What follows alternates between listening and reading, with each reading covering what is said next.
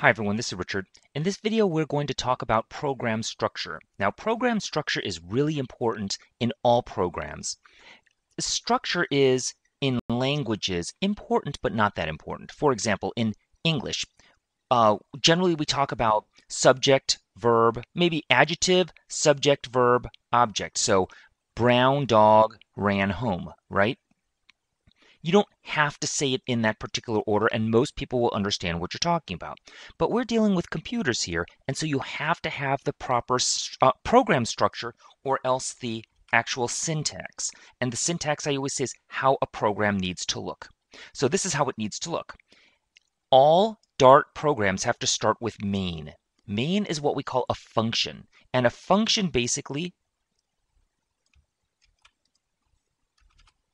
part of a program that does something. And I'm going to be a little bit vague on that because we'll go over more of it in the future. But I'm just showing you the structure of the program itself. You have a main function, and inside of the open and close parentheses, that is what we call an argument. And basically what an argument is the function does something in between these brackets. In between the brackets, it is what it does. The argument is it gives you more input or more detail on what should be done inside of here. Now look, print. So for main, there is no argument, right? For print, notice it's the same structure. There's no brackets, but this is a particular type of function that doesn't require brackets. Not all functions require them. But it does have open and close parentheses. And so what print does is it simply puts information on this side of the screen with respect to the dartpad. Okay, so we're talking just about the dartpad. It puts information right here. Now, if that's the case, it says what to put this information right here, and that's what the argument is. So what to do with the stuff that the function does, okay?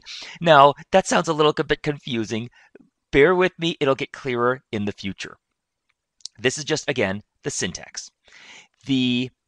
Every line, not the function, not the bracket line, but every line inside of main does require a new semicolon. If you don't have a semicolon, it doesn't matter if you hit enter.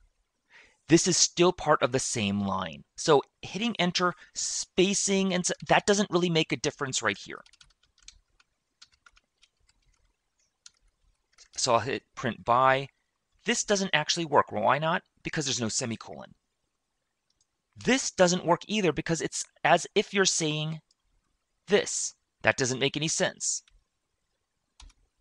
Okay, and only one function allowed per line. Remember, this is 2 lines because the semicolon, you can't do this because that's 2 functions per line and that is not permitted.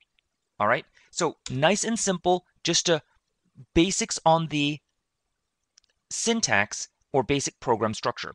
Finally, you notice these things right inside here, and we'll go more as time goes by, but this is just the basics. These are called comments.